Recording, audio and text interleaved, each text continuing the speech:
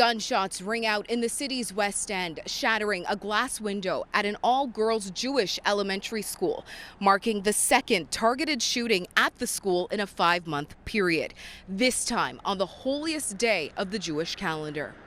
The fact that people would pick this day of all days it's unconscionable. As many people observe Yom Kippur today, a day of fasting and prayer in the Jewish faith, Toronto police say shots rang out at an elementary school at Dufferin Street and Finch Avenue West just after 4 a.m. this morning. The police received a report of a smashed window here at the school.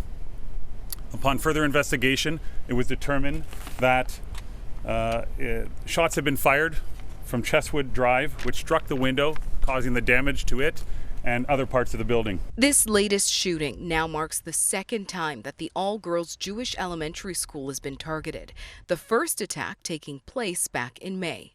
Michael Westcott is the CEO of community organization Allies for a Strong Canada and says there's been a rampant uptick in the anti-Semitic violence seen across the country. It's heartbreaking. It's heartbreaking that for the second time in just a few months, this same Jewish elementary girls' school, Beis Hayamushka, has been targeted for violence.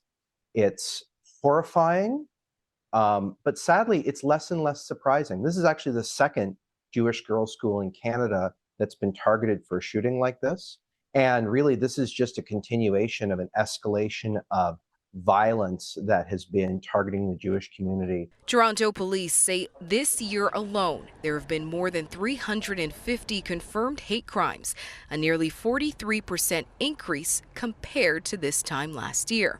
And the community seeing the greatest increase? Well, according to Deputy Chief Johnson, that's the Jewish community by nearly 75%. Police haven't said whether or not that the incident from May is connected to this shooting at this time, but they do say it's a key aspect of their current investigation.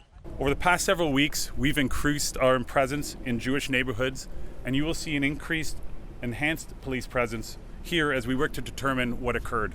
Officers say there were no reports of gunshots heard, no injuries have been reported, and at this time, they will not be releasing suspect information.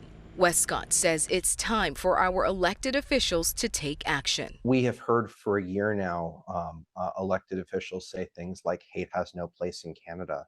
But at the same time, there are groups that take to our streets that wave the flags of terrorist organizations. Until elected officials, until leaders lead on this with actions like targeting some of these groups and starting to ask some serious questions about whether or not they should be permitted to continue to act in Canada, but also taking serious action to ensure that things like violent protests are not allowed to take place outside of community centers or outside of schools or senior centers or places of worship or even hospitals. Mayor Olivia Chow has since released a statement on X that reads, in part, Jewish families and the Jewish community should not be made to fear for their safety. Anti-Semitic violence and threats are unacceptable. Prime Minister Justin Trudeau has also released a statement on X, saying in part that his heart goes out to the students and staff and parents. He also writes, anti-Semitism is a disgusting and dangerous form of hate, and we won't let it stand. Westcott says, above all else, it is incredibly important for the Jewish community to hear that they are not alone.